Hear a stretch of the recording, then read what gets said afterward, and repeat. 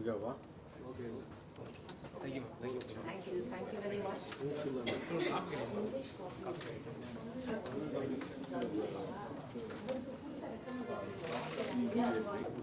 அப்படியே மேடம்.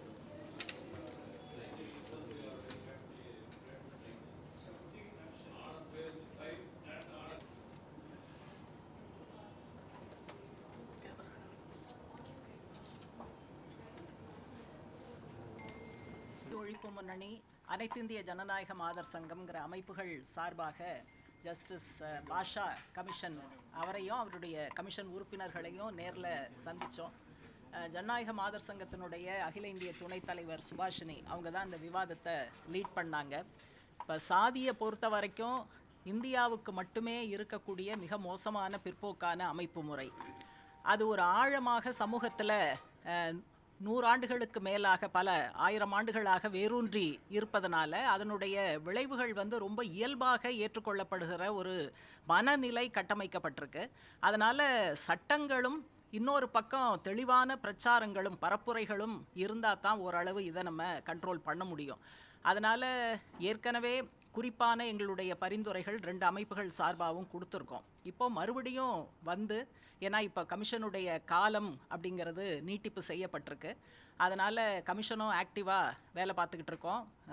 பாதிக்கப்பட்டவர்கள் எங்களை தேடி வருவதோடு நாங்கள் அவங்கள தேடி போகிறோம், சில ஊர்களுக்கு போனோங்கிற தகவல்கள்லாம் கமிஷன் எங்களோட பகிர்ந்து கொண்டது. இப்போ இதில் நாங்கள் முக்கியமாக என்ன சொல்கிறோம் அப்படின்னா, குற்றம் நடந்த பிறகு செய்ய வேண்டிய அம்சங்கள் இருக்குது, குற்றம் நடப்பதற்கு முன்னால் செய்ய வேண்டிய விஷயங்கள் இருக்குது. இப்போ நடப்பதற்கு முன்னால்னா அந்த தம்பதியருக்கு ஒரு பர்ஃபெக்டான பாதுகாப்பு, பக்காவான பாதுகாப்பு ஏற்பாடு அப்படிங்கிறது வேணும். அதில் போலீஸோட ரோல் ரொம்ப கிரிட்டிக்கலாக வருது. பல காவல் நிலையங்களில் போலீஸ் காக்கி சட்டை போட்டு இருந்தாலும் சட்டப்படி நடக்க வேண்டும் என்பதற்கு பதிலாக அவங்க தனிநபராக, ஒரு அப்பாவாக, ஒரு சகோதரனாக அப்படி யோசிக்கிறாங்க. அந்த பர்செப்ஷனில் அவங்க அந்த கேஸை ஒழுங்காக டீல் பண்ண மாட்டேங்கிறாங்க. பாதிக்கப்பட்டவர்களுக்கு முறையான பாதுகாப்புங்கிறது இல்லை. அதனால் அந்த ஆஸ்பெக்ட் போலீஸோட கிரிட்டிக்கல் ரோல் பாசிட்டிவாக இருக்கணும் அப்படிங்கிறத சொல்லியிருக்கோம். அதே மாதிரி இந்த 16, 17, 18 அந்த ஏஜ் குரூப்பில் இளம்பெண் அதே போல் இளைஞர் 2 பேருமே அந்த ஏஜ் குரூப்பில் இருப்பாங்க, இன்டர்காஸ்ட்டு காதலிப்பாங்க. இப்போ அந்த மாதிரி சமயங்களில் ஸ்ட்ரைட்டாக போக்சோவில் பிடிச்சி உள்ளே போடுறது, ரேப் பண்ணாங்கங்கிற விஷயங்கள்லாம் வந்துக்கிட்டு இருக்கு. இப்போ இருக்கிற சட்டப்படி போக்சோ படி இது குற்றமானா குற்றம். ஆனால் இந்த விசேஷமான நம்ம சமூக யதார்த்தத்தில் அந்த ஏஜ் குரூப் 16, 17, 18 2 பேரும் இருக்காங்க. இந்த மாதிரி ஒரு பிரச்சனைன்னா ஸ்ட்ரைட்டாகவே போக்சோன்னு போகாமல் இன்னும் கொஞ்சம் அதை ஆய்வு செய்வது, அந்த பெண்ணை வீட்டுக்கு அனுப்பாமல் ஒரு பாதுகாப்பான இடத்துல அந்த பெண்ணை வைப்பது, உரிய வயது வந்ததற்கு பிறகு அவங்க விருப்பப்படி முடிவு செய்து கொள்ளலாம். இந்த மாதிரியான சில ஏரியாஸ் பேசணும். அதே போல் அரசாங்கம் ரொம்ப தெளிவாக ஜனங்க மத்தியில் ஒரு சாதியற்ற சமூகம் படைப்பதற்காக நாங்கள் இருக்கோம், அதனால் இந்த பாகுபாடுகளை ஏற்றுக்க மாட்டோம், சாதியாணவ குற்றங்களுக்கு 0 டாலரன்ஸ் தான் நாங்கள் காமிப்போம் அப்படிங்கிறத முதலமைச்சர் ஜோசப் விஜய் உட்பட ஒட்டுமொத்த அரசாங்கம் அந்த மாதிரியான ஒரு கண்ணோட்டத்தை சமூகத்தில் உருவாக்கணும். நம்முடைய பாடப்புத்தகங்கள், main stream media, social media, print media எல்லாத்துலேயும் சோஷியல் மெசேஜ் அடங்கிய விளம்பரங்கள் இதற்கு ஆதரவாக வரணும். இப்படியான சில விஷயங்கள் நாங்கள் சொல்லியிருக்கோம். அதனால் கமிஷன் பொதுவாக இன் பிரின்சிபல் நாங்கள் சொன்ன ஆலோசனைகளை ஏற்றுக்கிட்டாங்க. அதனால் மற்ற மாநிலங்களை விட மேம்பட்டதாக, சிறப்பாக இந்த குற்றங்களை உரிய முறையில் கட்டுப்படுத்துவதாக இவர்களுடைய பரிந்துரைகள் அமையும் அப்படின்னு நாங்கள் எதிர்பார்க்கிறோம்.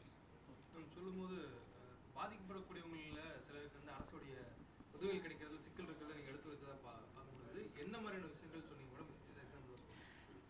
நமக்கு SC/ST அட்ராசிட்டிஸ் ஆக்ட் இருக்குது. அதில் அதுவும் நீண்ட காலமாக பல அமைப்புகள் போராடி வந்தது தான், சாதாரணமாக வந்துடல. அதில் காம்பன்சேஷனுக்கான ஏற்பாடு, வேலை வாய்ப்புக்கான ஏற்பாடு, கிராமப்புறங்கள்னால் நிலம் கொடுப்பதற்கான ஏற்பாடு, இப்படியான பல ரிலீஃப் மெஷர்ஸ்ங்கிறது இந்த சட்டத்துக்குள்ளே இருக்குது. ஆனால் இந்த சாதி மறுப்பு திருமணங்கள், காதல் இதில் நடக்கக்கூடிய குற்றங்களில் என்ன ஆயிடுது, மோஸ்ட் ஆஃப் த கேசஸ் அந்த இளைஞர் தலித் வகுப்பை சேர்ந்தவராக இருக்கிறார், இந்த பெண் இளம்பெண் தலித் அல்லாதவராக இருக்காங்க. அதனால் அவர் கொல்லப்பட்ட பிறகு உயிரோடு இருப்பது தலித் அல்லாத வகுப்பைச் சேர்ந்த ஒரு இளம்பெண்.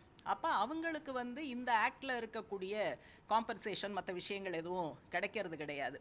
அதனால் இதில் இப்படி ஸ்ட்ரிக்டாக ஆக்டுன்னு பார்க்காம நடந்தது சாதியத்தை ஒட்டி நடந்திருக்கக்கூடிய விஷயம்.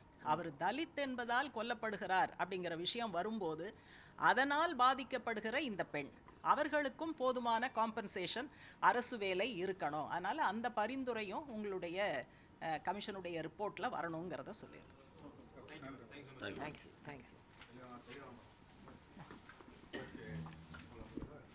ரெக்கமெண்டேஷன் கொடுத்தது காப்பி இருக்கு, அப்படி காட்ட முடியுமா? அட்டப்படமாக காட்ட முடியுமா? அப்படி